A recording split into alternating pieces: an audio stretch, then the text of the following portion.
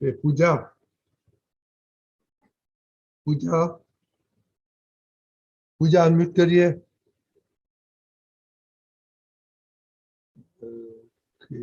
कश्यप भाई, हाँ तेरे मतलब बुलाइए। केशव जी, कश्यप भाई प्लीज बोलो।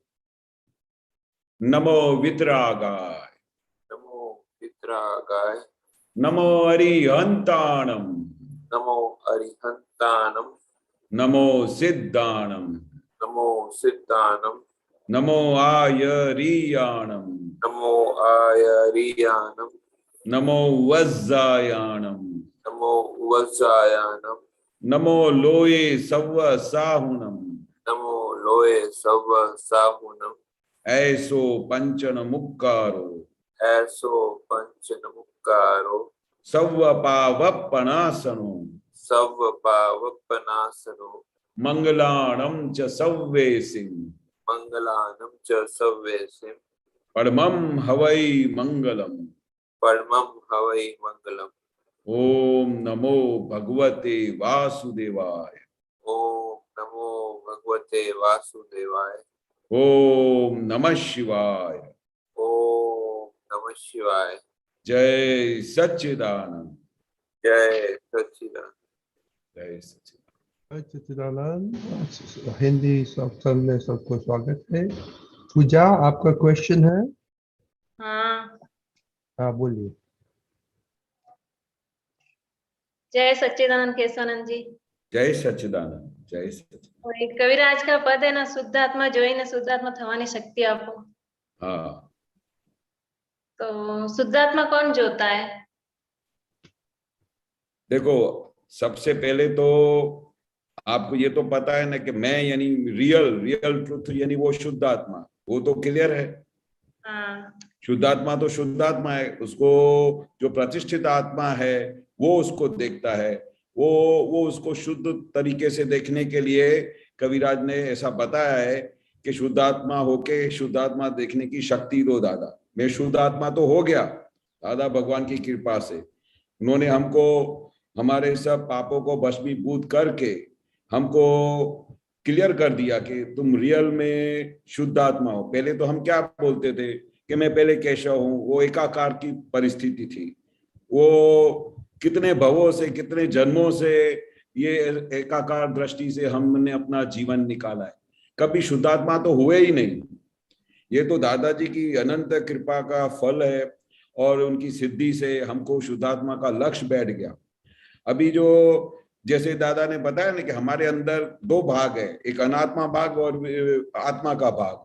तो अनात्मा भाग के बीच में प्रतिष्ठित आत्मा है, वो शुद्धात्मा देखने की प्रयास करता है क्योंकि उसको भी शुद्ध बनने का है, उसको भी शुद्धात्मा बनने का है।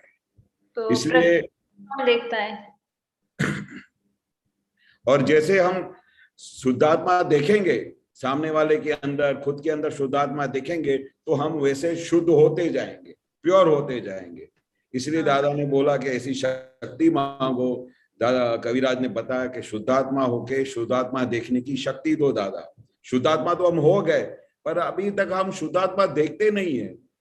बार बार क्या हो जाता है कि हमारी वो अनादि की जो टेव है, अनादि की जो आदत है, वो हम सामने वाले को वो पुद्गल भाव में देख लेते हैं, रिलेशन भाव में देख लेते हैं कि ये मेरे रिलेशन में है, ये मेरा पति है, ये मेरा बेटा है। तो वो जब तक वो दृष्टि हमारी चेंज नहीं होगी तब तक हम कंप्लीटली शुद्धात्मा के फाइनल स्टेज में नहीं आ सकेंगे। इसलिए वो दादा से हम शक्ति मांगते कि हम तो शुद्ध तो हो गए, पर अभी जो हमको ये बाहर का पुद्गल का जो भाग है उसको भी शुद्ध बनने का है, अंतरात्मा को भी शुद्ध बनने का है। हाँ, बरोबर है? हाँ, अब पूजा मालूम पड़ गया। अभी मम्मी को कैसे देखेंगे आप? शुद्धात्मा दृष्टि से। Very good, very good. और वो देखना मालूम पड़ आत्मा में रहकर उद्गल को कैसे देखे? By relative view point. By relative view point ये भाई पुद्गल है, बाय रिलेटिव व्यू पॉइंट ये फाइल नंबर 1 है, बाय रियल व्यू पॉइंट वो शुद्ध आत्मा है। दो ही दृष्टि है, सिंपल, रियल और रिलेटिव दादा ने बताया ना।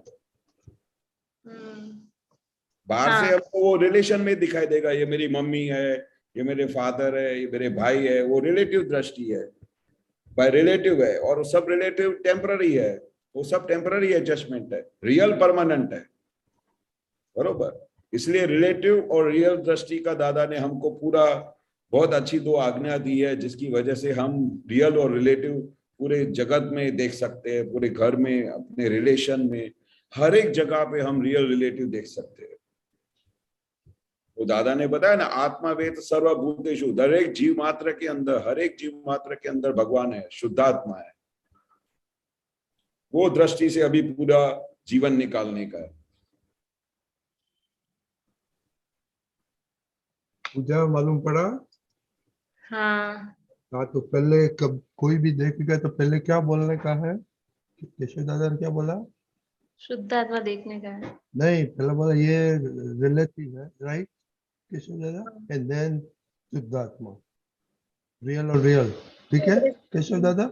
हाँ जी। वो बराबर। दूसरा सेंटेंस अगर इसको थोड़ा और भी कविराज की दूसरे सेंटेंस में उसका बहुत पूर्णावती हो जाता है कि आंखों नु सदुपयोग करी शको एवी दादा दृष्टि आपो। हमने आंखों का सदुपयोग किया ही नहीं है। आंखों से क्या देखा है? वो रिलेशन ही देखा है, सब रिलेशन देखा है, बट रियल कभी नहीं देखा है। तो अभी आंखों का हमारा सदुपयोग अभी शुरू हुआ है, आज तक हमारा कभी सदुपयोग हुआ ही नहीं। हमको दादा की दृष्टि मिली नहीं, दिव्य चक्षु अभी मिला है। तो वो दृष्टि मिलने के बाद अभी हमारी आंखों का सदुपयोग हुआ है, जब से हमको दिव्य चक्षु मिले हैं। तो अभी हमारे को दादा बोलते थे कि अभी ये समझ आ गई, तो अभी आपको इस आंखों से, इस दिव्य चक्षु से रियल और रिलेटिव देखने का, यानी बस आपका काम हो गया, बहुत बड़ा काम हो गया, बरोबर। ठीक है पूजा। हाँ। ये और जरा मन हाँ बोलो। मन कैसे देखते हैं? मन को देखते हैं। हाँ, जैसे अभी आईने में खड़े होके अपने आप को देख सकते हैं ना, हाँ, तो मन भी ऐसा स्थूल है, मन भी इसको हम देख सकते हैं अंदर से। जैसे अंदर से कोई, अभी आप बैठे हैं तो ऐसा अंदर से आपको ऐसा गांठ फूटे कि अभी मेरे को पिक्चर देखने को जाने का है, तो वो अंदर गांठ उठी, तभी आपको विचार आया ना पिक्चर देखने को जाने का है या सत्संग में जाने का है। ऐसा अंदर से जो भी अंदर से मन में ऐसा भाव फूटा, तो वो फूटा तो उसको देखने का कि ये मन कहाँ जा रहा है, मन कैसे यहाँ से कहाँ गया, अभी मन में क्या विचार आया, तो इस तरह से उसको देख सकते हैं। और अच्छी तरह से देखना हो तो सामायिक करके देखने का, सामायिक में आधा एक घंटा आंख बंद करके बैठने का, फिर देखने का कि मन में क्या क्या विचार आता है। तो आपको आंख बंद करके बैठेंगे तो धीरे धीरे आपको पता चलेगा कि अभी आपको ऐसा विचार आया कि अभी मैं शाम को क्या है कि सैली के पास जाती हूँ, अपनी फ्रेंड्स के पास, तो उधर जाके मैं ये काम करूंगी, वो काम करूंगी। तो बोलने का ठीक है, नोटेड। जब वैसे आप नोटेड बोलोगे तब से आपको पता चलना चाहिए कि आपने मन को देखना शुरू किया। ख्याल आया? मन के अंदर कोई भी विचार आया, उसके साथ आपने बातचीत किया और उसको आपने देखा कि कहाँ क्या विचार आया, और उसको आपने पढ़ने की कोशिश की। ऐसे धीरे धीरे धीरे ऐसा पढ़ने से, जानने से क्या अंदर विचार उठा और वो फिर कहाँ से कहाँ लेके गया, वो सब फिर मन बुद्धि चित्त अहंकार का पूरा पार्लियामेंट है जो साथ में चलता रहता है। बहुत अच्छा अंदर है, उसको समझने जैसा है। तो उसको डिटेल में जब भी आपको समझना हो तो मन बुद्धि चित्त अहंकार का पूरा बहुत अच्छा चैप्टर है, वो समझने जैसा है। पर मन को देखने का, ऐसा मन स्थूल है बहुत, इसको इजीली हम देख सकते हैं। क्या लाया? क्या क्या लाया? और अभी वो एक आपका क्वेश्चन था ना पहले प्रीवियस सत्संग में कि सामायिक कैसे करने का, तो अभी केशव दादा ने बोला ऐसे सामायिक प्रैक्टिस करो और रियल देखने का प्रैक्टिस करो। अभी और मन के साथ बोला हो बात करो, बाद में ये थोड़ा प्रैक्टिस करेगा तो बहुत अच्छा लगेगा। ठीक है? वो एक वारस हो दादा ना, उसमें वो लास्ट वाली लाइन है ना, टेक ना धरना है, उसका क्या मतलब है? केशव दादा हाँ, टेकना धरना जे मतलब अपने को जो मोक्ष का फाइनल स्टेज पे लेके जाने वाला वो तत्व है आत्मा का, जो टेकना धरना है, यानी उसको टॉप पे लेके जाने वाला तत्व हमारे को दादा ने दिया है। वो आपको टेकना धरना यानी मोक्ष की तरफ लेके जाने वाला तत्व है। बरोबर है दीपक आनंद जी? आपका आवाज नहीं आ रहा है। दीपक जी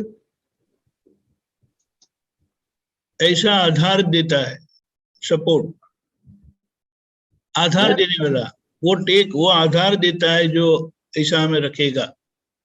हाँ, तत्व यानी हाँ, तत्व यानी तत्व यानी जो कायमी होते हैं, वो परमानेंट, परपेचुअल, समझते हैं आप? परमानेंट। हाँ,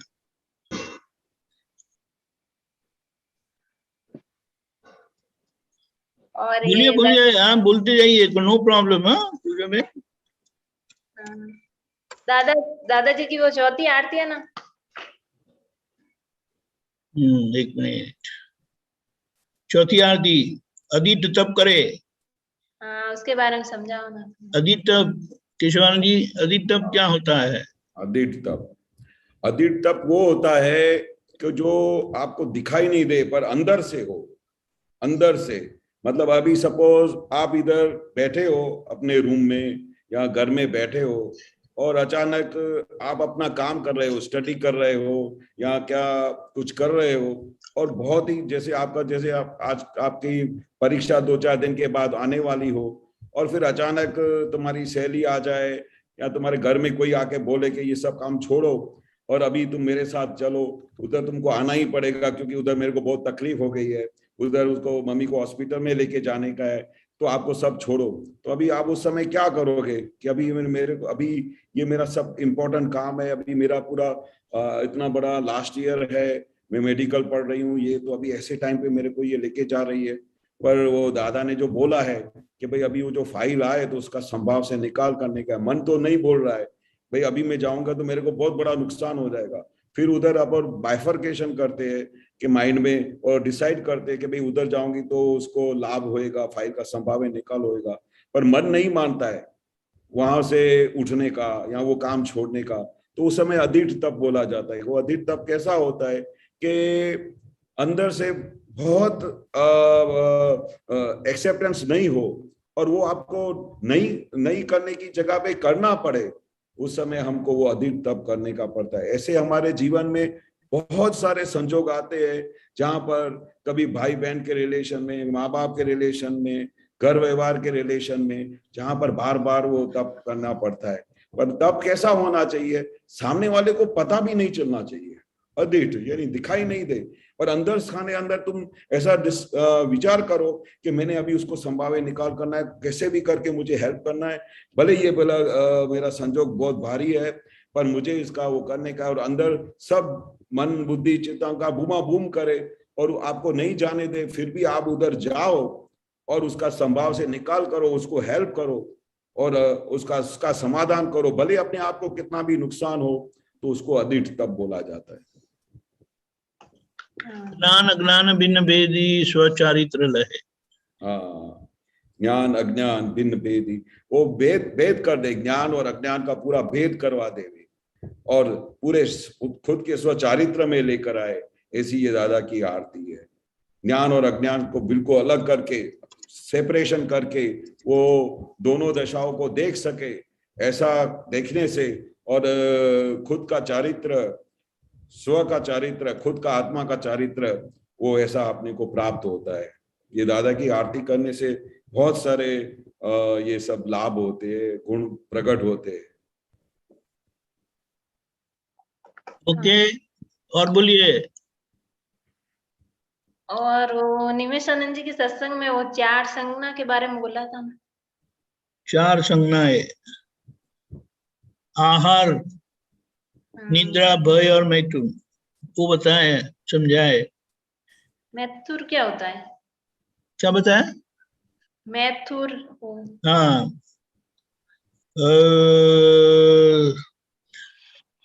प्रसूति, बच्चे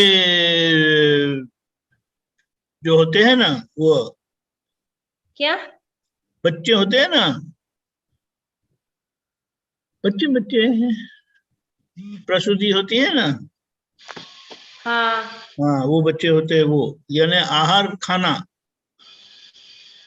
निंद्रा ये सभी प्राणी को ये 4 संज्ञा होती है, ऐसा बताया है।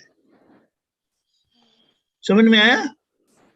हाँ, और वो भय में क्या आता? भय भय में कशानंद जी, ये भय चीज क्या है? भय अभी भय क्या होता है कि भाई वो एक डर होता है। अभी कभी आप बाहर निकल रहे हैं तो रात का टाइम है, तो अचानक आपको ऐसा लगे कि यहाँ से शेर आ जाएगा, यहाँ से कोई आके खा के जाएगा, वो भय है। और भय को 2 प्रकार का होता है कि एक तो भय हम सामने से किसी को देते, और कभी सामने से भय आता है। अगर सामने से देते हैं तो नेक्स्ट बर्थ में क्या होता है, वो जिन जिन लोगों से आपने जिन जिन को वैसा भय दिया हो, उसको डराया हो, तो फिर वो सामने में नेक्स्ट बर्थ में फिर उनसे क्या है, वो भय भय हो जाता है। फिर उसी जगह पे अगर आप निकलो तो वो कुछ करेगा भी नहीं ना, वो कुत्ता इधर से पसार होगा या कोई ऐसा कुछ करेगा भी नहीं, सांप ऐसा पसार होगा, पर उसको डराया होगा लास्ट बर्थ में, तो वो उनसे आखा दिन डर लगता है। सपने में भी वो सांप आ जाएगा, सपने में भी कोई आके आपको ऐसा लगेगा कि मुझे कोई मारने आ रहा है। तो इसलिए दादा बोलते हैं कि निर्भय बनने का, निर्भय मतलब किसी को भी भय नहीं देने का, वो हमारा ऐसा जो चलन होता है, हमारा चारित्र होता है, उससे क्या होता है कि आप फिर पूरा लाइफ निर्भय होके रह सकते हैं।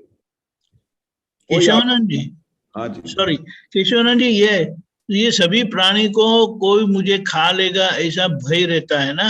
हाँ, और ये होता भी है, हाँ, एक प्राणी दूसरे प्राणी को खाता ही है, तो ये स्वाभाविक है, सभी के अंदर ये भय की संज्ञा होती है, हाँ, जिसके कारण वो सतर्क रहते हैं, ऐसा है ना? हाँ, उससे वो जागृत अलर्ट रहते हैं। रहते हैं, अलर्ट रहते हैं। वो भय संज्ञा हर एक में, हर एक प्राणी में होती है, जिसकी वजह से वो हर एक चीज से, क्योंकि एक प्राणी दूसरे प्राणी को खाएगा, वो उसका खुराक होता है, पर वो भय नहीं हो तो वो उधर से अलर्ट ही नहीं हो, वो उसको फिर खा जाए। तो वो अलर्ट रहने के लिए ये भय संज्ञा हमारे कुदरती दी हुई है, हर एक प्राणी के अंदर दी हुई है। पूजा बोलो। और वो हमें भय लगता है ना, अंदर कोई विचार आता है, हमें उसमें नहीं पड़ना है तो भी हमें भय लगता है। नहीं, उसका फिर क्या है, वो प्रतिक्रमण करने का, कि भाई जाने अनजाने में आपने किसी को भय दिया हो, किसी को ऐसा सिचुएशंस में, ऐसे संजोग में आपने आपसे ऐसा व्यवहार हो गया हो, तो उसकी व्यवहार की वजह से क्या है कि उसका एंड रिजल्ट ये आता है। इसलिए तो ये बहुत बड़ी दादा ने साइंस खुली की न, कि भाई कोई इस जन्म में कोई आपको डिस्टर्ब करता भी नहीं है, कोई कुछ बोलता भी नहीं है, तो भी उनसे भय लगता है। क्यों? क्योंकि हमने जाने अनजाने में लास्ट बर्थ में किसी न किसी को ऐसे सिचुएशन में किया है कि वो आपसे, आपके व्यवहार से उनको डर लगा हो। अभी जैसे कबूतर सुबह को दाना खाते रहते, तो मैं देखता था कि कोई अगर बच्चे लोग कितने को मस्ती करने की होती है ना, तो खा रहे तो थोड़ा ऐसा चलेंगे तो सब उड़ जाएंगे, तो उनको क्या लगता है कि आप उनको मारने आ रहे हो। सबसे चंचल प्राणी बताया ऐसा है जी, कबूतर सबसे चंचल प्राणी बताया है। हाँ, वो उनको खाली थोड़ा भी ऐसा हो ना तो वहां से उठ जाएंगे। अभी वो खाना, मैं वो खिड़की से हमेशा देखता रहता हूँ कि इतने सारे 100 कबूतर आके बाहर आके वो दाना चुगते रहते हैं, और फिर अचानक कोई बच्चे लोग आके थोड़ा मस्ती करेंगे उनसे, तो वो सब बढ़ जाते हैं। अभी वो बेचारे, उनका खाने का टाइम है, इतना अच्छा सुबह का टाइम है, वो अपने बच्चों के लिए भी खाना लेके जाते, ऐसे टाइम पे हमने उसको डरा दिया, तो फिर नेक्स्ट बर्थ में क्या होगा कि वो आप उधर खाली ऐसे खिड़की में बैठे होंगे, वो आपको कबूतर कुछ करेगा नहीं, तो आप उसकी चोंच देख के डर जाओगे, अरे ये मेरे को चौक नहीं मार डाले, क्योंकि लास्ट बर्थ में आपने उनको इतना डराया है। आपको ख्याल आया? जय सच्चिदानंद। अरे पूजा, आपने पूछा है तो मैं भी एक पूछ लेता हूँ। केशवानंद जी, ये दादा भगवान ने जो वर्तमान का भय बताया कि वर्तमान का भय अच्छा है, ऐसा कुछ सुना है कि वो हमें सतर्क रखता है और हम दादा की आज्ञा में रहेंगे, तो वो क्या है? वर्तमान, हाँ, हमारा वर्तमान का भय क्या है कि अगर हमारा ये ज्ञान में हमारी हाजिरी ना हो तो हमारा ये पूरा जीवन कैसे चला जाएगा, कहाँ खत्म हो जाएगा, फिर हमारे कितने जन्म होंगे। तो वर्तमान में क्या है कि जागृति रहे कि मैं अभी जो ये कर रहा हूँ, जो मेरा ये व्यवहार है, उसका एंड रिजल्ट क्या आएगा। अगर मैं इस संसार में जी रहा हूँ, इस संसार के व्यवहार से चल रहा हूँ, तो अगर मैं कैसा मेरा वर्तन होएगा जिसकी वजह से मेरा आने वाला भव अच्छा होगा। तो वर्तमान में क्या देखना चाहिए कि अभी मेरे प्रेजेंस में क्या है, मेरे जीवन में अभी मुझे प्रेजेंस में क्या समझ मिली है, मुझे दादा की समझ मिली है, ज्ञान मिला है, तो मेरे मन वचन काया से किसी को जीव को दुख ना हो, ऐसा मेरा व्यवहार होना चाहिए। तो वर्तमान में अगर हम जितना सावचेत रहते हैं, जागृत रहते हैं, तो हमारा कमिंग बर्थ बहुत ही सुंदर होगा। वो जागृति हमेशा रहनी चाहिए। बरोबर है दीपक आनंद जी? हाँ, और वो भाई बताया, दादा भगवान भी अलर्ट रहते थे, बहुत सतर्क रहते थे कि जो संजोग है, क्योंकि सभी संजोग में कहीं ना कहीं कुछ ना कुछ असर होती है, तो हाँ असर में हम आ ना जाए और अलग रहे शुद्धात्मा दृष्टि से, तो इसके संबंध में बताया ना। हाँ, बरोबर। एनी टाइम तो जागृति नहीं रहती है। वो एनी टाइम जागृत नहीं रहती है। बोलो अब क्या करें?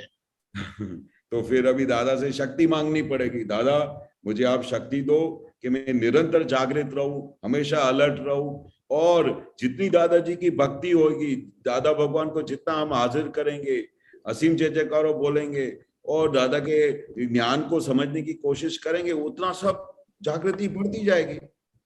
वो सब हमारे हाथ में है। नहीं होता हो तो फिर उस समय जागृति करोगे, किस वजह से नहीं हो रहा है? आपकी प्रेजेंस ऑफ माइंड नहीं था, आपके उस समय एब्सेंट थे, आपका ध्येय क्या था, कहाँ आपका माइंड जा रहा था, कौन सी चीजों में आपको सुख अच्छा लगता है, कौन सी चीज में नहीं लगता है। तो वो थोड़ा स्टडी करने का, वो दादाजी वो बहुत अच्छा बोलते थे कि अंदर जो कुछ भी होता है वो बातचीत करने का अपने आप से। तो बातचीत करने से हर एक चीज का पता चलता है, उसका डिटेल में, डेप्थ में आके उसका तारण निकलता है। क्योंकि हम बहुत विचारशील है, दादाजी बोलते हैं मनुष्य बहुत विचारशील व्यक्ति है, वो हर एक चीज को समझ सकता है, खाली हमारा पुरुषार्थ होना चाहिए, हमारी वहां पर जागृति होनी चाहिए, हमारा वहां पर लाइट का फोकस होना चाहिए। तो उस जगह से हम हर एक चीज को सक्सेस कर सकते हैं, हर एक चीज को हम प्राप्त कर सकते हैं। वो दादा इसलिए बोलते कि ज्ञानी पुरुष चाहे सो कर सके। क्यों कर सकते थे? क्योंकि उनका ऐसा निश्चय था, मुझे जगत का कल्याण करने का है, सबको सुख देने का है। तो फिर सब संजोग, साइंटिफिक सर्कमस्टेंशियल एविडेंस सब आके आपको हेल्प करेगा। आपका निश्चय पक्का होना चाहिए कि मुझे हर एक चीज में से मुक्त होने का है, हर एक वीकनेस में से बाहर निकलने का है। नहीं होता है ऐसा डिक्शनरी में शब्द बोलने का नहीं दादाजी के मिलने के बाद, क्योंकि दादाजी के बाद आपको बहुत बड़ा सपोर्ट है, दादाजी के 4 हाथ आपके साथ है। तो दादाजी की इतनी शक्तियां आपके साथ है, आपकी तैयारी होनी चाहिए, दादा शक्ति देने के लिए बैठे हुए। केशवानंद जी, ये सत्संग में आएंगे तो जागृति बढ़ेगी? जबरदस्त जबरदस्त। ये पूजा बहन आते हैं आप? हाँ, तो अच्छा है, ये सत्संग में आते रहेंगे और पूछेंगे तो और भी ज्यादा फायदा होता है, क्योंकि हमारी समझ की स्पष्टता होती है। मैं एक एग्जाम्पल दूं इनको? हाँ बोलिए, दीजिए। यस। तो क्या था कि अभी वो जागृति का मैं फल बताता हूँ, और ये सत्संग में आने का फल बताता हूँ, दादाजी की कीर्तन भक्ति का फल बताता हूँ। अभी थोड़े दिन पहले क्या 24 घंटे की कीर्तन भक्ति थी केलनपुर में। तो 24 घंटे की बहुत अच्छी कीर्तन भक्ति हमने की। फिर रात को हार्डली हमने 4 आवर्स स्लीप किया, बाकी बहुत अच्छा कीर्तन भक्ति किया, और दादाजी के साथ ऐसा कनेक्शन हो गया कि मैं वर्णन नहीं कर सकता हूँ। और पूरा सुबह को 11-12 बजे वो पूरा हुआ, पूर्णाहुति हुआ, फिर खाना वाना खाया, और फिर उसके बाद में सब देरासर का दर्शन करके आया। दर्शन करके फिर मैं निकला, तो वहां से केलनपुर से निकला, और फिर दादा भगवान के असीम जय जयकारों की महिमा का क्या वर्णन बताऊं कि मुझे कान में गाड़ी चलाते समय वो गूंज ही रहा था दादा भगवान, जैसे कोई कान में गा रहा है मेरे। तो मैं बहुत खुश हुआ। मैं बोला अभी 24 घंटा पूरा भी नहीं हुआ है और भी कीर्तन भक्ति मेरे कान में चालू है। तो दादा भगवान हाजिर ही हाजिर बैठे थे। तो ऐसा करते करते मैं कीर्तन भक्ति गाता गाता जा रहा था। तो जाते जाते अचानक एक गाड़ी आ गई और उसका मोबाइल गिर गया। तो गाड़ी का उसने ब्रेक मारा और मैं भी स्पीड में जा रहा था 80 की नॉर्मल स्पीड में। तो उसका स्पीड में मारा, उसने ब्रेक मारा तो धड़ाक करके गाड़ी का एक्सीडेंट हो गया। दोनों की गाड़ी का भुक्का उड़ गया, पर दोनों के अंदर कुछ किसी को कुछ नहीं हुआ। तो मैंने दादाजी से पूछा कि ऑन द स्पॉट ये सवाल आया कि दादाजी 24 घंटा कीर्तन भक्ति करके आया, सब देहरासर में दर्शन करके आया, उसके बाद ऐसा एक्सीडेंट, ये कैसा एक्सीडेंट है? तो यू विल नॉट बिलीव। तो दादा ने ऑन द स्पॉट केशव को जवाब दिया कि ज्ञानी पुरुष इतने 14 लोग के ब्रह्मांड के स्वामी, उनका एक्सीडेंट आपसे भी खतरनाक हुआ, आपको तो कुछ लगा नहीं है। तो दादा भगवान को तो टाके लगे, स्टिचेस लगी, पूरा शरीर में से खून निकल रहा था, ऐसा एक्सीडेंट हुआ। वो खंभात में सत्संग के लिए जा रहे थे और तुम बोलते हो कि मैंने 24 घंटे की कीर्तन भक्ति की, तो एक्सीडेंट कैसे हो गया? तो ये ज्ञान की जागृति हुई और ऑन द स्पॉट सॉल्यूशन हुआ। पूरे जगत को, सामने वाले को निर्दोष दिखाई दिया, मेरे को खुद का दोष दिखाई दिया कि मेरा हिसाब है। तो ये जो पूरा परिणाम हुआ और ऐसी जो अनुभूति हुई, वो अनुभूति ये ज्ञान की वजह से हुई, ज्ञान में आने की वजह से हुई, सत्संग का कनेक्शन की वजह से हुई, ज्ञानी पुरुष की ये कीर्तन भक्ति की वजह से हुई। तो उससे क्या नहीं हो सकता है? सत्संग में आने से, सत्संग में रहने से इतनी बड़ी जागृति आती है कि आपको जगत निर्दोष दिखाई देता है, अपने ही दोष दिखाई देते कि तुम्हारा ही फॉल्ट है, भले उसका मोबाइल गिर गया, तुमने पहले से क्यों नहीं ब्रेक मारी, सब खुद का दोष दिखाई देता है। और फिर इतना बड़ा दादा के सामने मैंने क्वेश्चन किया, उसका फट करके दादा ने जवाब दिया। कृष्ण भगवान को भी पैर में तीर लगा और पानी पानी करके देह छोड़ा, तो वो भी तो योगेश्वर भगवान थे। दादा भगवान 14 के नाते उनका भी एक्सीडेंट हुआ। तो ये हिसाब होता है। दादा ने बताया ना कि accident has got too many causes. तो वो कॉजेज को ज्ञान हाजिर होना बहुत बड़ी बात है। नहीं तो उधर से तो सब लोग मारने दौड़ते हैं, एक्सीडेंट होता है, पर उधर ज्ञान की क्षमता रही। ये ज्ञान का बहुत बड़ा लाभ होता है, सत्संग में आने का लाभ होता है, सत्संग में रहने का लाभ होता है। थोड़ा थोड़ा अनुभव में आता तो है। हाँ, आएगा, बहुत आएगा। जितना आप ज्ञान को यूज करेंगे और ज्ञान में रहेंगे और दादा के साइंस में रहेंगे, सत्संग में आओगे, बहुत लाभ होएगा। मैं तो उनका वर्णन नहीं कर सकता हूँ कितना लाभ होता है। पूजा अपने एक डायरी रखो, ऐसा देखो और डायरी में लिखो क्या अनुभव हुआ, वो आपके लिए, खुद के लिए बहुत अच्छा होगा। तो उसमें जो प्रश्न उठेंगे ना, वो बहुत काम में आएगा आपको भी। हाँ, जय सच्चिदानंद, जय सच्चिदानंद, जय सच्चिदानंद। डॉक्टर कश्यप जी। हाँ जी, सबको जय सच्चिदानंद। जय सच्चिदानंद। दीपक जय सच्चिदानंद। वो पद है दादा भगवान ना विरोमा CD 56। हाँ जी।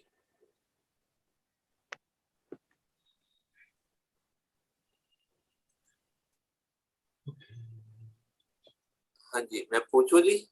हाँ, वो उसमें लास्ट पैराग्राफ, फर्स्ट पेज का लास्ट पैराग्राफ में है, बेकरार अवस्था ने नित्य उपवासे असह्य डंखे विरह निज उपहासे। ये थोड़ा समझा दी।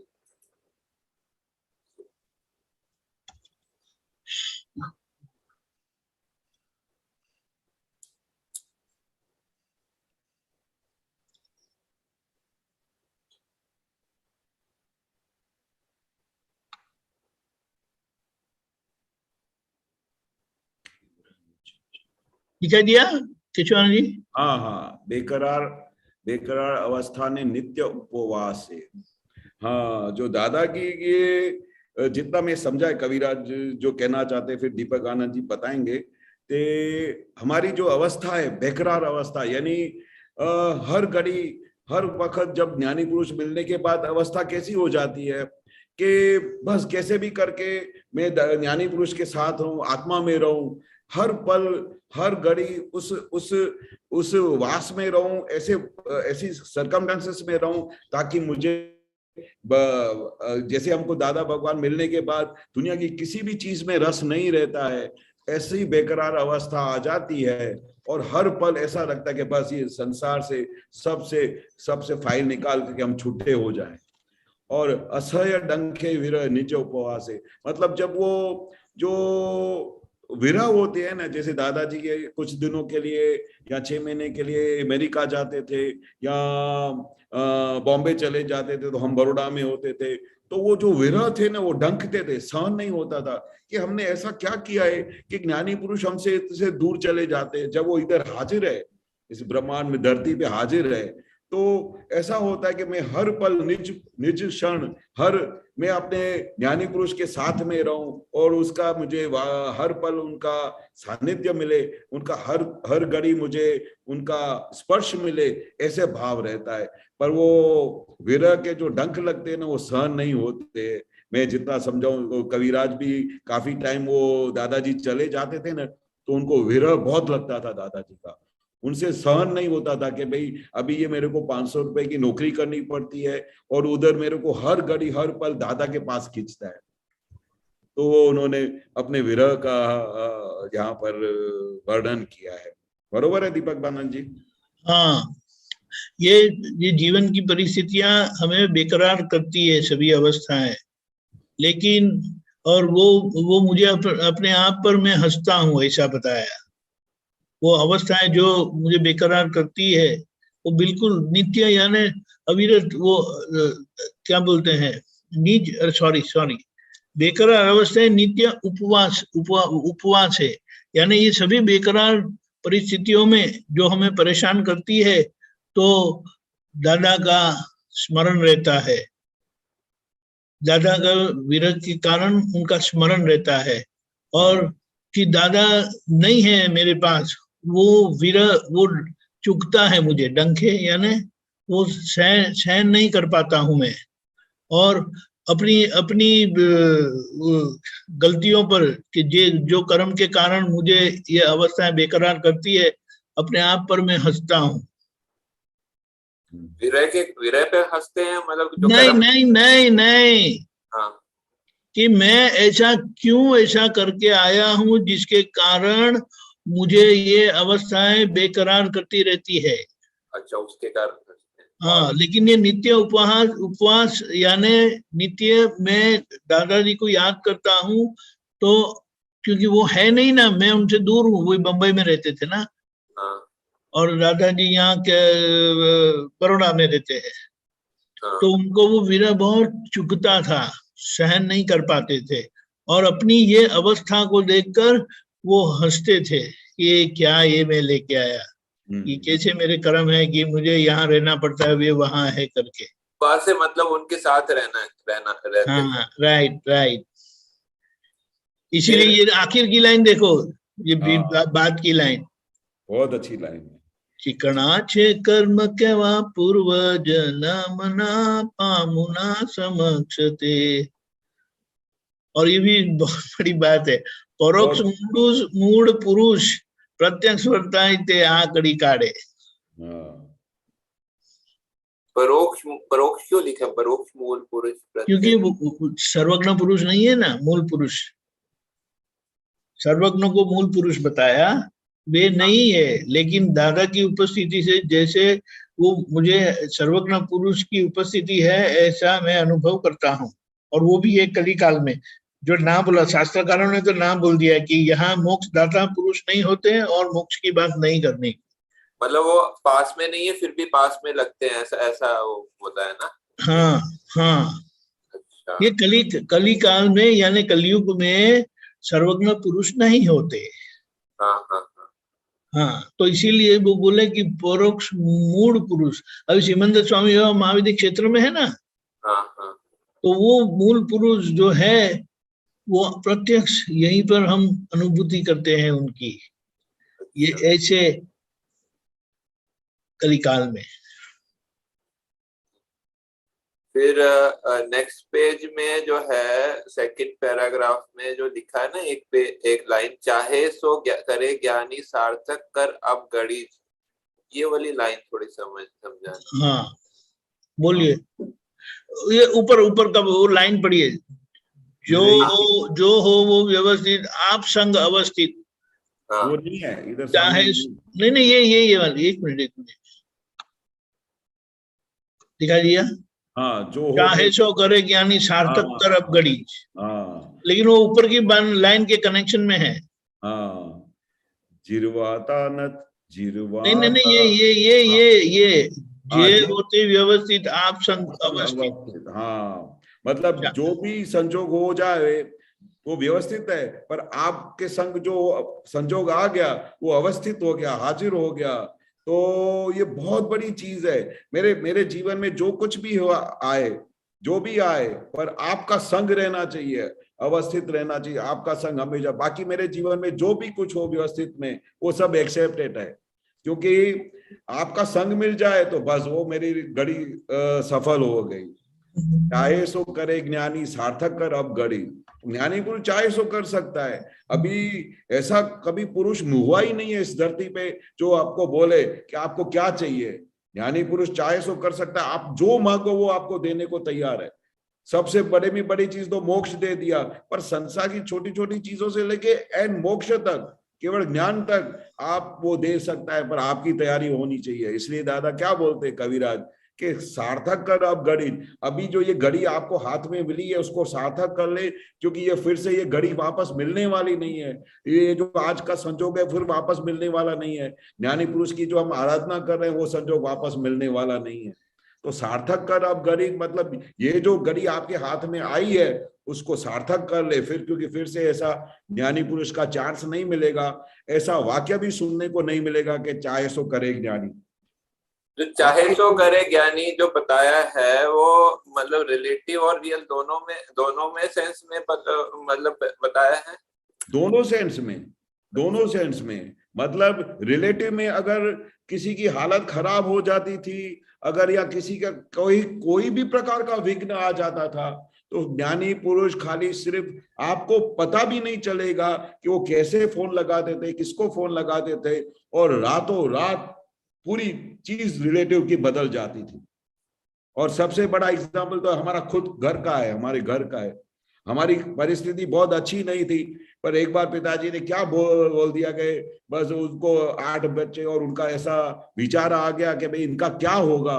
खाली इतना ऐसा दादा के सामने उनका वर्णन हुआ तो उन्होंने क्या कर दिया, तो आपको मैं इमेजिनेशन बता नहीं सकता हूँ कि उन्होंने क्या कर दिया।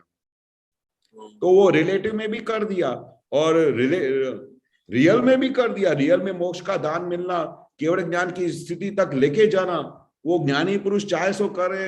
वो जो उन्होंने बताया है और उन्होंने करके बताया है वो उनका बहुत बड़ा एग्जाम्पल है कि उन्होंने इस जगत में सबको केवल ज्ञान का पूरा ज्ञान दे दिया। और जो बोलते हैं कि 1-2 अवतार में सीधा मोक्ष में लेके जाएगा, सिमंदर स्वामी का दर्शन करवाएगा, वो इस काल में कड़ी काल में इट इज इम्पॉसिबल। उसको दादा ने पॉसिबल कर दिया, क्योंकि वो चाहे सो करे ज्ञानी का बहुत बड़ा प्रमाण है। समझा। फिर नीचे थोड़ा जाएंगे तो सेकंड लास्ट पैराग्राफ में है, अर्जी करी नाख्यो पड़गो दादा नो जय हो, बोलियो ब्रह्मांड सामू दादा नो विजय हो। ये थोड़ा समझाएं, अर्जी करी नाख्यो पड़गो दादा नो जय हो। हाँ, वो क्या बोलते कविराज कि भाई ऐसा अर्जी करो, ऐसा अर्जी करके ऐसा ब्रह्मांड में अपना मैसेज भेजो कि पूरे ब्रह्मांड में दादा का विजय हो, दादा का जय हो। जैसे हम नहीं बोलते थे कि दादा भगवान जिनके पास दुनिया का सर्वस्व सुख अंतर सुख प्राप्त हो गया, वैसे ही पूरे ब्रह्मांड में पूरे जगत में वो दादा का सुख पहुंचे। इसलिए कविराज बोलते हैं कि ऐसा ब्रह्मांड में ऐसा अर्जी करो और ऐसा ब्रह्मांड में अपना मैसेज भेजो कि हर एक जगह पे पूरे ब्रह्मांड में दादा का जय हो। क्योंकि दादा का जय क्यों हो? क्योंकि उन्होंने पूरे ब्रह्मांड को इतना बड़ा 14 लाख वर्षों के बाद, अनंत लाखों जन्मों के बाद जो दादाजी का प्रागट्य हुआ, उसकी वजह से कितने लाखों लोगों का कल्याण हुआ और लाखों लोगों का कल्याण होने वाला है। इसलिए कविराज बोलते कि उनका जय हो। बोलियो ब्रह्मांड सामू दादा नो विजय हो। पूरे ब्रह्मांड के सामने आप ऐसा पड़गा भेजो, मतलब मैसेज भेजो कि पूरे जगत में, पूरे ब्रह्मांड में दादा का विजय हो, क्योंकि उनका विजय तो होना ही है। जिन्होंने मोक्ष का दान दिया है, पूरे ब्रह्मांड में उनका दादा का विजय हो, ताकि सब आने वाले कितने लाखों करोड़ों लोग कितने जन्मों तक ये मोक्ष के मार्ग पे चलेंगे। तो ये अर्जी के रूप में काम करता है दादा जी के जय हो बोलने से। अर्जी मतलब यदि हम एप्लीकेशन करते हैं, प्राइम मिनिस्टर को एप्लीकेशन करें तो ब्रह्मांड में सिमंदर स्वामी को, देवी देवताओं को अर्जी करे कि भाई दहे सिमंदर स्वामी दादा का जय कराओ, ऐसा उनका विजय करो, ताकि पूरे ब्रह्मांड में दादा का साम्राज्य हो, दादा भगवान की लोगों को भक्ति हो, दादा भगवान के पीछे सब लोग इस तरह से पड़े ताकि वो भी मोक्ष मार्ग पे चल सके। ऐसे तो वो अर्जी मतलब पूरे ब्रह्मांड में फैलती है, मतलब हमारी जो वाइब्रेशन जो है। वो दादा भगवान बोलते थे कि आप सुपर कंप्यूटर पावर में आप जो भी मैसेज भेजोगे ना, वो सीधा पूरा ब्रह्मांड से बाहर निकलेगा। तो आप क्या सुपर कंप्यूटर पावर में अपने मैसेज भेजो तो ऐसे ही जगत का कल्याण होगा, वो हमको बता देते। तो हम बोलते थे सुपर कंप्यूटर पावर क्या है, जहां पर आप अपना मैसेज भेजते हो, अर्जी भेजते हो कि हे दादा भगवान पूरे जगत का कल्याण हो, और सब लोग जो आपको सुख प्राप्त हुआ है, जो आपको सुख मिला है, वो जगत को प्राप्त हो। ऐसा हम एप्लीकेशन करते हैं सिमंदर स्वामी को, सबको। जब हम ये किसी का जय बोलते हैं, विजय बोलते हैं, किसी व्यक्ति का या उनके गुणों का बोलते हैं जय, तो मतलब जय का क्या अर्थ होता है? थोड़ा गहरा मतलब थोड़ा समझना चाहता हूँ। जय मतलब हार्टली नमस्कार हो। अभी आपके सामने भगवान आके खड़े हो जाए, साक्षात परमात्मा आके खड़े हो जाए, हाँ, तो आपके ऑटोमेटिक हाथ ऐसे कैसे जयकार में आ जाएंगे, हे भगवान आपके दर्शन हो गए, ऐसा ऑटोमेटिक। आप नहीं भी चाहो तो आपका जय हो जाता है।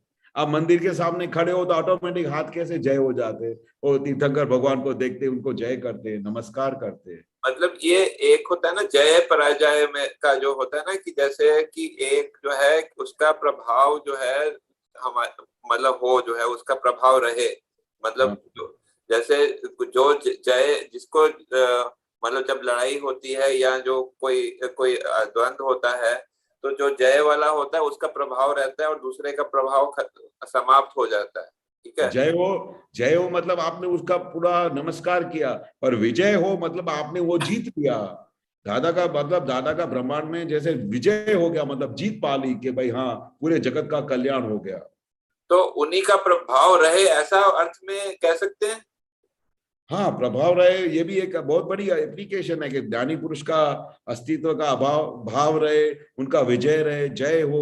ये अंदर की बहुत बड़ी प्रभाव तो है ही, 100% प्रभाव है। जैसे सिमंदर स्वामी का जय हो बोलते हैं, तो मतलब कहने का मतलब है कि उनका प्रभाव रहे हमारे पे और दूसरे पे, दूसरी जगह पे है, यही है ना हमारी भावना रहती है ना। तो उससे मतलब उनकी जो है, मतलब हम जब जय बोलते हैं तो क्या उनके जो गुण है उनको अप्रिशिएट करते हैं, उनके गुण जो है हमारे तो फिर हमारे में अंदर में आता है। ऐसा जैसे विनय में भी सेम होता है, तो उसमें इसमें भी ऐसे होता है। हाँ, बरोबर है। क्योंकि जैसे हम जय करते हैं सामने वाले को, जैसे हम दादा भगवान को भी जय सच्चिदानंद बोलते थे, तो उनके पहले वो जय सच्चिदानंद बोलते थे। क्यों बोलते थे? क्योंकि वो अंदर बैठे हमारे शुद्धात्मा को देखते थे, हम उनके अंदर बैठे हुए दादा भगवान को देखते थे। हाँ, मतलब शुद्धात्मा का प्रभाव रहे तो वो उसका मतलब होता है जय सच्चिदानंद। हाँ, वो वही जो दादा के अंदर जो पूरे गुण है वो हमारे अंदर प्रकट हो, अंदर आ जाए, प्रभाव आ जाए। ठीक है, धन्यवाद। जय सच्चिदानंद। जय सच्चिदानंद। जय सच्चिदानंद। अनुबेन,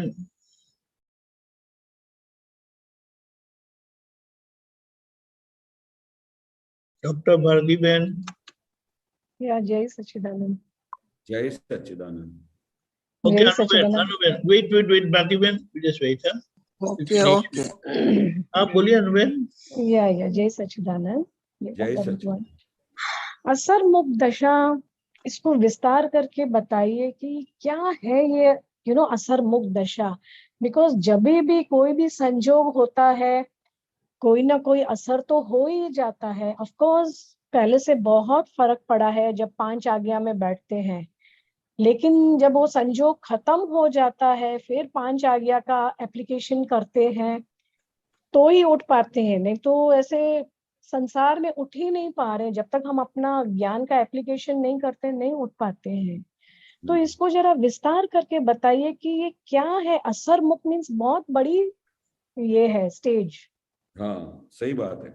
असर मुक्त दशा यानी बहुत बड़ी दशा होती है, ज्ञानी पुरुष की दशा है ये। अभी ये क्या है, असर मुक्त दशा मतलब कोई भी संजोग आपके सामने आ जाए, कोई भी संजोग, कितनी भी बड़ी संजोग भारी आ जाए, ये ऐसा ज्ञान है कि वो उस समय आपको ऑन द स्पॉट ज्ञान हाजिर हो जाएगा कि ये किसको असर हुआ। फाइल नंबर 1 को असर हुआ, और मैं कौन हूं, मैं कौन सी परिस्थिति हूं, मैं क्या हूं, तो वो मैं शुद्धात्मा हूं। वो फाइनल तत्व में के अंदर घुस जाता है, और फिर उस समय वो बाहर की जो भी संजोग आते हैं वो उनको बिल्कुल असर नहीं करते हैं। मतलब कंप्लीट सेपरेशन। वो सेपरेशन हमने ज्ञानी, ये तो अगर हमारे सामने ज्ञानी पुरुष नहीं होते तो ऐसी असर मुक्त दशा तो हम देख ही नहीं पाते। पर हम सब लोग इतने पुण्यशाली हैं कि हमने ऐसी दशा देखी हमारे आंखों के सामने।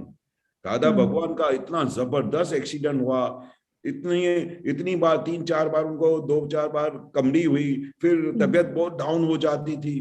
पर ऐसे हर एक संजोग के अंदर आप जब भी दादा भगवान को देखे तो दादा भगवान का मुक्त हास्य कभी गया नहीं। वो बोलते असर मुक्त दशा। पूरे तो शरीर में से इसका जो ड्यूरेशन निकल रहा हो, टाके लगे हो, खून निकल रहा हो, और उस समय उनको कंप्लीट सेपरेट दिखाई दे कि ये एम पटेल को हुआ है और मैं शुद्धात्मा हूं, और बाहर से कोई भी चीज को उनको असर कंप्लीट सेपरेशन में दिखाई देवे, उसको असर मुक्त दशा बोलते हैं। But that is a very high state, बहुत बड़ी ऊंची दशा है। यहाँ तो छोटी छोटी बाबत में मतलब ज्ञान जब भी हाजिर होता है तब ठीक हो जाता है, सरल होता है, लेकिन ऑफ कोर्स ड्यूरेशन उसकी काफी कम हो गई है, मतलब नजदीक हो गई है जैसे जैसे एप्लीकेशन बढ़ रही है। लेकिन वो मीन्स एकदम जैसे चारित्र बन जाए वो नहीं हो रहा है अभी तक, वो दशा नहीं आई है। अभी आपको पकड़ में आया तो अभी होगा, क्योंकि अभी धीरे धीरे प्रगति हो रही है। हम काफी मील हम रॉन्ग डायरेक्शन में चले गए थे, उससे अभी हम वापस अपने स्व की तरफ हमारी गाड़ी का रिटर्न हुआ है। तो वो रिटर्न होते होते थोड़ा टाइम तो लगेगा ना। पिछला भी हम कितना सारा मटेरियल भर के लाए हैं, ऐसी कितनी जगहों पे हमने हमारी सिग्नेचर्स की हुई है। तो वो सब चीजें जो अभी डिस्चार्ज में निकल रहा है वो निकलेगा तो सही, कितनी बार तो आपको हिला भी देगा, संजोग आएगा। पर ये ज्ञान की इतनी बड़ी ताकत है कि वो ऑन द स्पॉट आपको ज्ञान तो हाजिर ही हो जाता है। अरे ये किसको हुआ, ये आपने क्या किया, और वो आपको जब ये ऐसा रियलाइज होता है कि ये आपको क्वेश्चन हो गया कि ये कैसे हो गया, क्यों हुआ, that is the sign of that you are returning back to your own self. मतलब अभी आप अपने खुद के तरफ वापस चलने की शुरुआत हो गई है, और धीरे धीरे ऐसा एक समय आएगा जिस समय आप कंटिन्यूअस वो असर मुक्त दशा धीरे धीरे अनुभव होती जाएगी। और ये तो सबका अनुभव है, जो लोग दादा से, जिन्होंने 50 साल पहले 60 साल पहले दादा से मिले, तो आप उनको वो दशा पूछोगे और आज की दशा पूछोगे तो सब बोलेंगे कि काफी फर्क पड़ गया, काफी फर्क पड़ गया। जैसे फाइल 1 के साथ क्या होता है, कोई भी ऐसे बाबत होते, कोई भी संजोग आता है ना, मैं थोड़ा रिफ्रेन कर जाती हूँ, पीछे हट जाती हूँ, फिर मैं अपने साथ बैठ के अपने आप को ज्ञान दे के फिर समाधान होता है, फिर वापस वही मेरा शुरू हो जाता है, फिर मैं पीछे हट जाती हूँ। ऐसे होते ही जाता है मेरा, भाई एकदम जैसे रहने में आवे। यस, जैसे आप कह रहे हो कि वो दशा भी आएगी, नहीं आएगी। वो क्या है, वो दादाजी क्या बोलते थे, एक बहुत अच्छी चीज अभी मेरे को ख्याल आ गई। जो दादाजी क्या बोलते थे कि कोई भी सिचुएशन आ जाए, जैसे अभी आपके हस्बैंड के साथ अभी कोई एक संजोग आया, तो उसको आप विचारशील हो, तो उसको उस सिचुएशन को पृथक्करण करने का, उसको डिटेल में जाके सोचने का और समझने का कि ये सिचुएशन ऐसा आज क्यों हुआ, और फिर मैंने इस जगह पे उसके साथ एडजस्टमेंट नहीं किया, और ऐसी जगह पे मेरी मिस्टेक हो गई, और उस समय मैंने शुद्धात्मा भी नहीं देखा, और मैंने उनको रिटर्न में बहुत बड़ा कड़क जवाब भी दे दिया, और उसकी वजह से ये सिचुएशन ऐसी हो गई। फिर आप उधर बैठ के आपने अंदर प्रतिक्रमण किया, फिर वापस आके फिर उसको सेट कर दिया, और अंदर खाने फिर वो सिचुएशन को आपने नॉर्मलाइज कर दिया। और फिर से दूसरे दिन आया। तो उस समय जब वो हो जाता है, उसको थोड़ा टाइम एक्सटेंशन लेने का, उसका कारण निकालने का, वो दादा बहुत अच्छा चीज बोलते हैं। अच्छा। आज ये संजोग हुआ, उसका कारण निकालो कि किसका मिस्टेक था। आपको उस समय ये ज्ञान क्यों नहीं हाजिर हुआ कि मेरा गए जन्म का हिसाब है, इसकी वजह से ये आज ऐसा हुआ। वो रिटर्न विद थैंक्स दे रहा है, और दादाजी बोलते हैं जमा करो जमा करो जमा करो, फिर वापस उसको वापस मत दो, नहीं तो ये साइकिल बंद नहीं होगा। तो ऐसा जब आप विचार करना शुरू करेंगे उस सिचुएशन को पूरा होने के बाद, तो नेक्स्ट टाइम आपकी शक्ति बढ़ जाएगी, और नेक्स्ट टाइम वो संजोग आएगा तो उस समय आपकी जागृति आएगी। तो ऐसा एक सिचुएशन के बाद फिर उसको छोड़ मत दो, उसके ऊपर थोड़ा स्टडी करो कि what was the reason behind that, कि ये इतना सिचुएशन लंबा चला, और फिर बार बार यही सेम सिचुएशन वापस एवरीडे क्यों होता है। क्योंकि एवरीडे आप कहीं ना कहीं पर अपने आप को उस पुरुषार्थ के लेवल पे नहीं लेके आ रहे हो, या उसको फिर आप स्टडी नहीं कर रहे हो कि किसकी वजह से हुआ, और फिर दादा का साइंस का एप्लीकेशन आपका बरोबर नहीं हो रहा है, ताकि फिर ये बार बार हो जाता है। तो धीरे धीरे जब आप उस सिचुएशन को पकड़ के स्टडी करोगे, और उसको नॉर्मल करने के बाद आपको, जब आपने उसको निर्दोष देखा और उसका जो आपको सुख आएगा, उसके बाद फिर आप उन सिचुएशंस में से धीरे धीरे धीरे टॉप पे पहुंच जाओगे, और समय वो सिचुएशन आपको टच भी नहीं करेगा। वही एक देख रही थी, बिकॉज ये असर मुक्त दशा तो इतनी अल्टीमेट स्टेट की बात कर रहे हैं यहाँ। तो ये पुद्गल के साथ तो इतनी सारी बातें होती हैं, तो हम अभी तक इससे ही मुक्त नहीं हुए हैं, तो और आगे कितना जाना है, कितना पुरुषार्थ है। तो कभी कभी भय भी लगता है कि नहीं, ऐसा मत सोचो, क्योंकि अभी तो जितना आप इस ज्ञान का उपयोग करेंगे ना, उतना ही ज्ञान आपको इतने टॉप पे लेके जाएगा और इतना सुख उभराएगा कि मैं उसका वर्णन नहीं कर सकता हूँ। जो हमको पहले लोग दोषित दिखाई देते थे, वो अभी धीरे धीरे हमको कंप्लीट निर्दोष दिखाई देते हैं ऑन द स्पॉट सिचुएशन पे। मतलब धीरे धीरे वो हमारी दशा आ रही है। नहीं तो इतने सारे महात्मा है, सबसे आप अनुभव पूछो कि धीरे धीरे धीरे उनकी डेवलपमेंट हो रही, क्योंकि अभी हम जिस पोजीशन में है, तो हम वापस तो जा नहीं सकते। तो अभी हमारा पूरा अंतस्करण, हमारी बाहर की सब संजोग अभी हमको ज्ञान की तरफ धक्का मार के ही लेके जाने वाले। अभी तो पीछे जाने का तो सवाल ही नहीं उठता जी। तो अभी क्या हो गया, अभी खाली उसको ऑन द स्पॉट जो भी सिचुएशन होती है उसको स्टडी करो, स्टडी करके उसमें से तारण निकालो, और उसमें से कैलकुलेशन करके देख लो कि कहां पर किसका मिस्टेक था, कहां पर हमने दादा का ज्ञान अप्लाई नहीं किया था, अभी हमारे सामने क्या पोजीशन है, वो सब सोच के और पूरा करके नेक्स्ट सिचुएशन की तैयारी कर डालने की।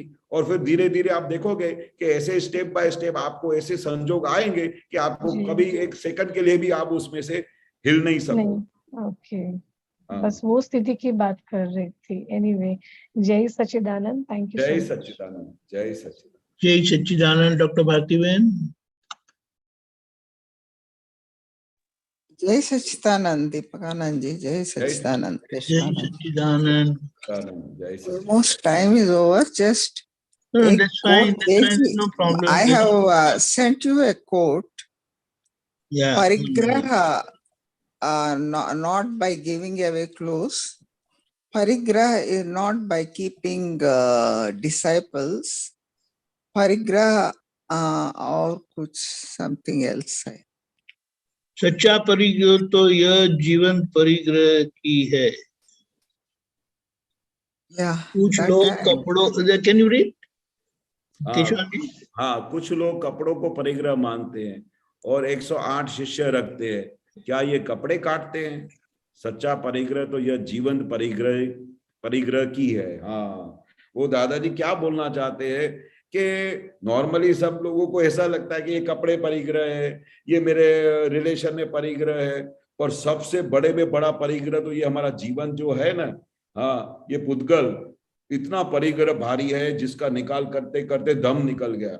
और वो परिग्रह को संभालने में सुबह से लेके शाम तक उसको स्नान कराने का, उनको देखभाल करने का, कुछ बाल बड़े हो जाए तो फिर बाल कटवा के आने का, मतलब कितने सारे परिग्रह है। तो ये सबसे बड़ा जीवन परिग्रह हमारा पुद्गल है, जो जिसका सच्चा परिग्रह वो जो उसको हमको देखने का भी चांस मिला, जो अभी ज्ञानी पुरुष के मिलने के बाद ये परिग्रह हमारा देखने के लिए लायक हुआ, नहीं तो हम उसमें एकाकार थे।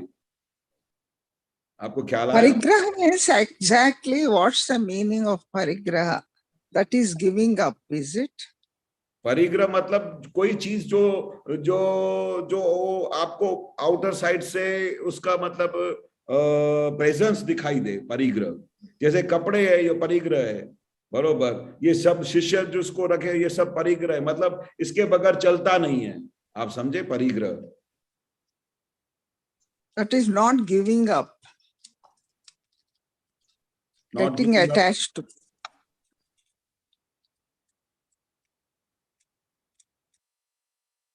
Getting a parigraha means, accumulating and collecting. हाँ, okay, that is called parigraha. And, Okay. मतलब to remain obsessive हाँ, about Okay, things. and you accumulating, keeping things and getting attached to them, is it? yes. Correct. correct. You right. Okay, okay, Right. I got it. हाँ। Hmm. वो दादाजी बहुत अच्छा example देते थे कि भाई ऐसे शर्ट हो और यहाँ उधर से कोई कट हो जाए या उसको डिस्ट्रॉय हो जाए तो वो उनको असर नहीं करती थी, वो परिग्रह उनको असर नहीं करता था, वो व्यवस्थित को ज्ञान हाजिर हो जाता था। एक्सेप्टेंस, हाँ कहाँ गया acceptance?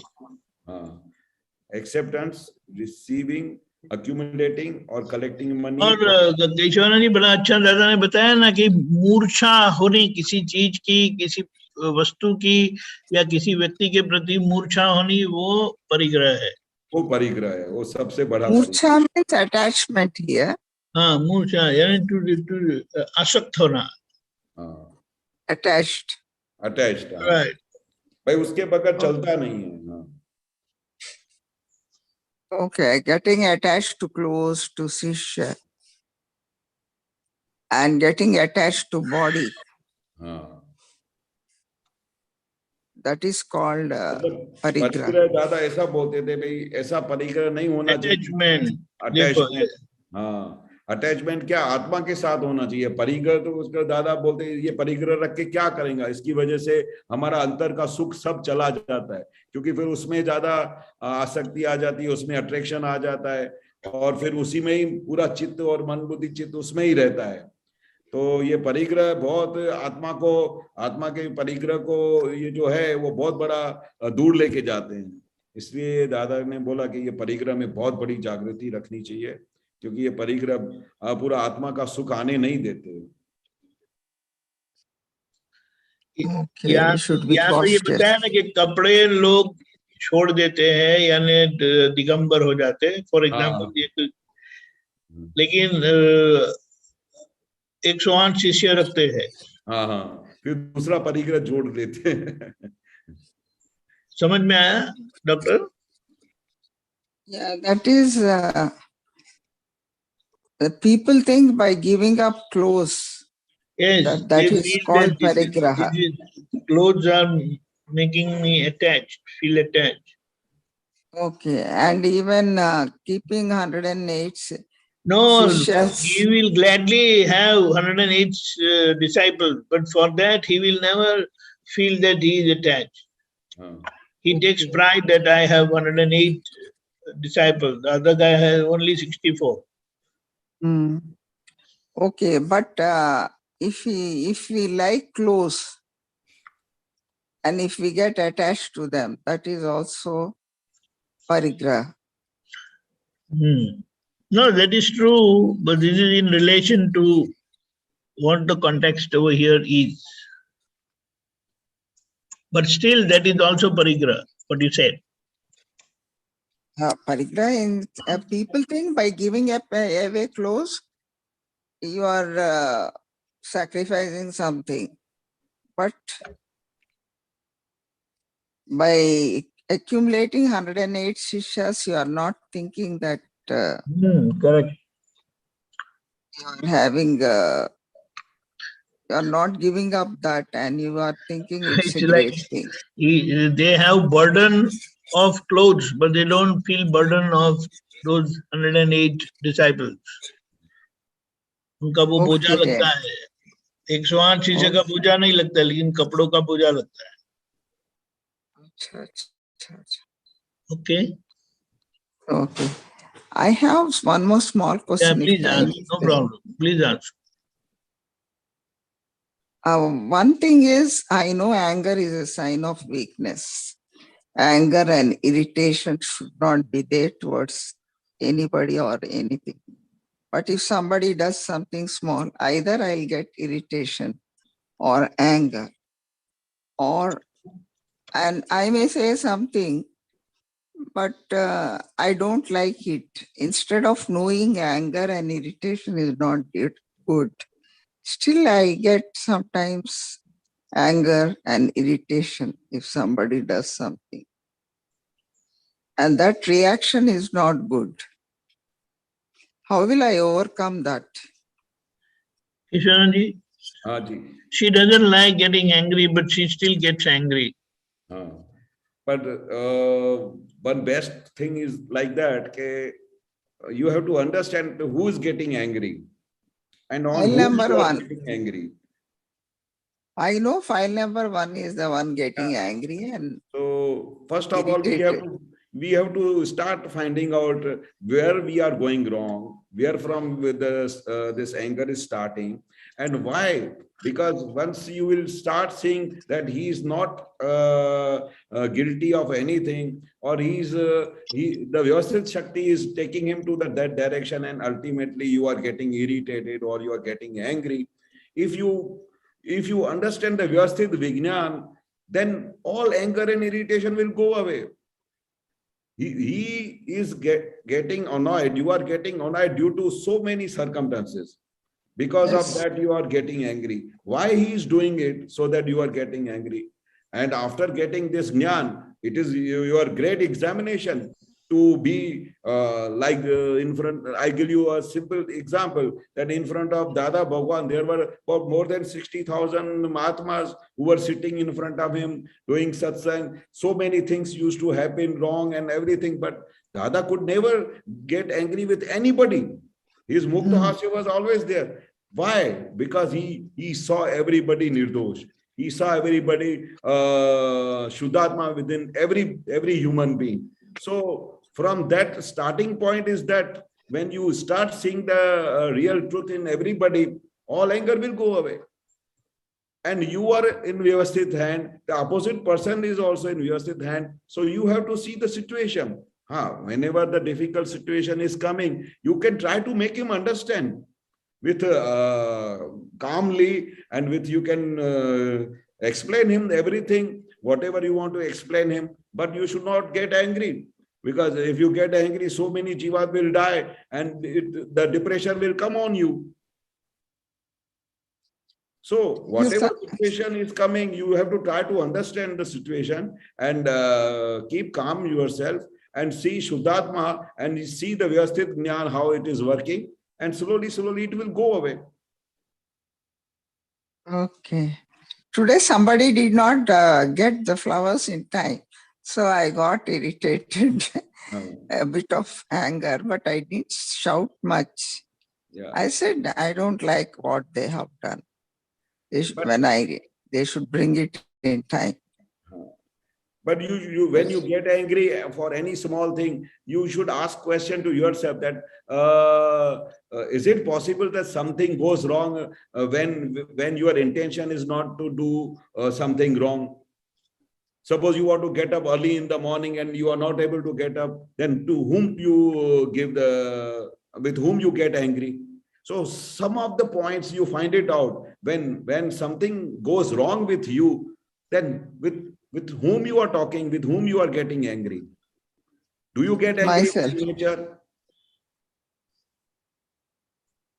If I get up late, I'll get angry on myself, irritated why I am doing like this. But you are untimely why I am sleeping, I will get irritated on my own self. Why Dr. Bharti is doing like this. But you should now after getting this scientific Vignan, you should understand that Vyavasthit Shakti is doing all these functions. And it is not in our hand. If everything is in our hand, then it should be done with your viewpoint only. Everything should be done with your thinking only. But is it possible that many things doesn't happen with your intention and with your viewpoint? So when you will start thinking that so many things are not in your hand, it is in Vyasit Shakti hand. The opposite person is also run by the Vyasit Shakti. So when you will try to understand the Vyasit Vignan, all this anger will go away. When you will try to see everybody within every human being, Dada Bhagwan, everything will go away. This is the my way of tackling such situations, and I get a great success. Whenever anybody comes with a difficult situation, I see Dada Bhagwan within him. So whenever I see Dada Bhagwan, I got too much attachment with Dada Bhagwan. So as I see Dada Bhagwan within him, everything becomes normal. I was thinking that I'm not so disciplined. That's why it is happening like that. No I was problem. not thinking No in the problem. other way. This is our Prakriti, this is our nature, but we can take Shakti from Dada Bhagwan. Dada Bhagwan, I used to do this thing and I got a great success.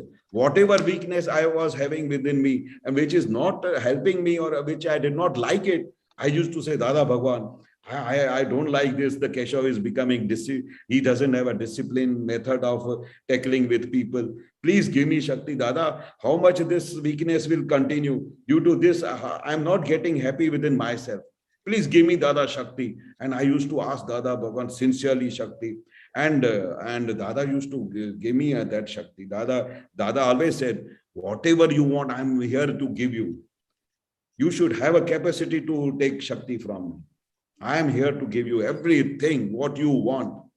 And that is my experience. I got everything from Dada Bhagwan. So whenever I get angry and irritated, I should tell Dada Bhagwan, give me Param Shakti to not to get angry and irritated. First thing you do it. And secondly, you tell Dada Bhagwan, give me that jnana, give me that understanding that I try to see in Shuddhatma in every human being. I try to see every human being is not guilty. He is completely nirdosh. And I give me that vision that with which you passed whole life with so many Mahatmas. You did not see a single mistake in so thousand and thousand of Mahatmas. What type of nirdosh drashti you had? Give me that nirdosh drashti to me, Dada Bhagwan, so that I see everybody nirdosh on this earth. And you see, the way you take the Shakti from Dada Bhagwan, you can do miracles with everybody with whom you are dealing in the life. Okay, that is dealing with others. Dealing with myself when I get angry and irritated. Yes, then you should talk to doctor. Doctor, why you are doing like this? It is not going to help you. We have to go to the mokshas, doctor. Dr. Sahib, you should talk with respect with yourself. Dr. Sahib, now the time has come. How many still more days we are going to stay? Now there is a time to rectify ourselves. When we have to go to Simandar Swami and see the darshan of Simandar Swami and go to mokshas, when they will see that still your prakriti is like this, how they will welcome to me. So we have to talk with doctor every day. Doctor, still how many days you will pass your life like that? And where is Purusharth? Dada Bhagwan has given you such a tremendous power. How many days you will pass your life like this, like a weak person? You have to talk with yourself. And the moment you talk with yourself, the tremendous power will come within you to face any situation in the life. Okay, that is not to get angry on myself. Yes. Another very simple one is there. You can tell me shortly. मैं कभी जागृति में रहना चाहती, वो कैसा होगा? जागृति में रहना चाहते हैं? Always to be जागृति, alert about the 5 ajna and all this jnana and everything. That is always to be in जागृति and alert. वो आएगा. What shall I do for that? दादा से शक्ति मांगने का, दादा मुझे निरंतर आपकी 5 आज्ञा में रहने की शक्ति दो दादा. और मेरे जाने अनजाने में मेरे से जो वीकनेसेस हुई है, मिस्टेक्स हुई है, उसके लिए मुझे क्षमा कर दो. जब भी मैं आज्ञा पालन नहीं कर सकी हूं, तब तक के लिए मुझे हर बार क्षमा करो दादा. पर मेरा निश्चय पक्का है कि मुझे इस हर एक 5 आज्ञा में रहना है, ऐसी मुझे आप जागृति दो। रोज सुबह को उठ के शक्ति मांगने का दादा से, और दादा से अच्छा, जितनी आप शक्ति मांगोगे ना, दादा हाजिर होके देने को बैठे हुए हैं। पर आपकी सिंसियरिटी होनी चाहिए कि मुझे इसमें से बाहर निकलना है, मुझे निरंतर 5 आज्ञा में रहना है। ऐसा आपका निश्चय पक्का होगा ना, तो सब सर्कमस्टेंसेस ऐसे आएंगे, आपकी जागृति बढ़ती जाएगी। it's better to do first thing in the morning. Yes, दादा आपके 5 आज्ञाओं में निरंतर रहने का मुझे शक्ति दो, शक्ति दो, परम शक्ति दो। कभी हाँ। जागृति में रहने, ये शक्ति उतना ही पूछना, नहीं तो जागृति में रहने का परम हाँ, शक्ति दो। मुझे हे दादा भगवान, मुझे आपकी 5 आज्ञा में रहने की शक्ति दो, मुझे हर संजोग में जागृत रहने की शक्ति दो, मेरे को आपके ज्ञान में जागृत रहने की शक्ति दो। ज्ञान में, संजोग में, हाँ, ओके, हर संजोग, जागृति हाँ। रहने का परम शक्ति। हाँ, That is the only way out. Okay. only way out, only way out. Okay. I think the time is over already. Yes. Yeah. But you Jai got it. Satchidanand. Jai Satchidanand. Did you Thank understand, Doctor? Pardon? Did you understand? Yeah, I understood that I have to ask Shakti from Dada when I get irritated Correct. with somebody and with myself. When I get angry on somebody or with myself, I should ask Shakti from Dada that I should not to get angry and irritated. That's what I understood. Correct. Perfect. केशवान जी, हमारा time हो चुका है, आप त्रिमंत्र बुलाएं। Doctor please follow. Sure.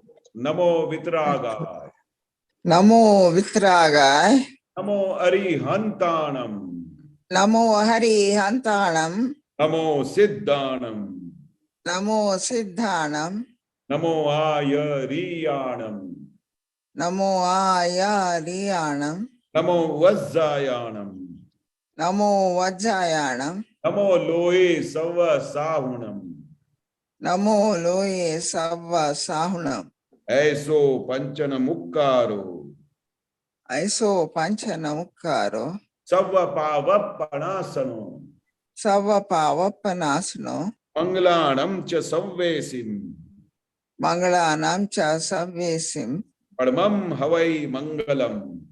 Padmam Havai Mangalam.